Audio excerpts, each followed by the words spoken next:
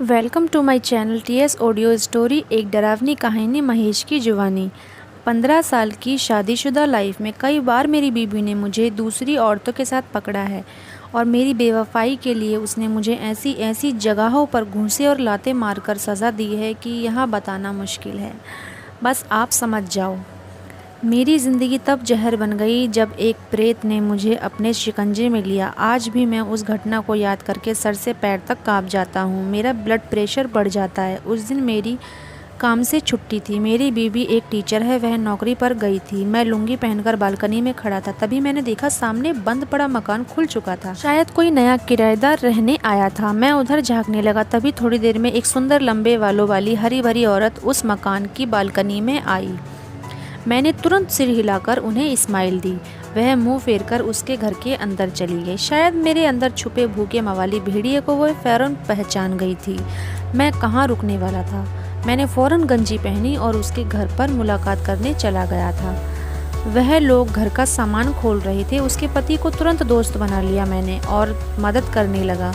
दूसरे ही दिन उसका पति काम के सिलसिले में शहर चला गया। मैंने मौका पाकर उसकी सुंदर बीवी से दोस्ती का हाथ बढ़ा दिया। वह उसकी बालकनी में और मैं अपनी बालकनी में। नैन मटक्के से बात शुरू हुई और एक दिन उसने इशारा करके मुझे बुला ही लिया। मैं सेंट लगाकर भागता कूदता उसके घर में घुस ही गया। अंदर जाते ही उसने दरवाजे और खिड़कियां बंद कर ली।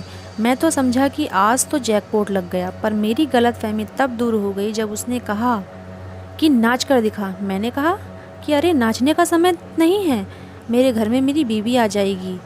उसने ऊंची आवाज़ में फिर से कहा नाच, और वह मुझे गुस्से से घूरने लगी। मैंने उसे कहा कि पागल तो नहीं हो ना। वह बोली अगर तू नहीं नाचा तो मैं शोर मचाकर पूरा मोहल्ला यहाँ बुला लूँगी। अब मैं थोड़ा थोड़ा डरने लगा था क्योंकि वह मुझे पूरी पागल लग रही थी।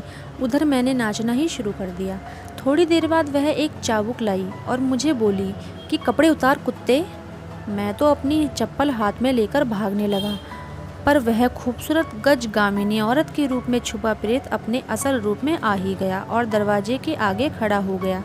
उसका विकराल रूप आज भी मेरा दिल दहला देता है। वह एक पठान का प्रेत था। उस पठान के प्रेत का आधा मुंह जला हुआ था और एक आंख गायब थी। भेड़िए जैसे उसके दांत थे और उसके मुंह से बेहोश कर देने वाली दुर्गंध आ रही थी।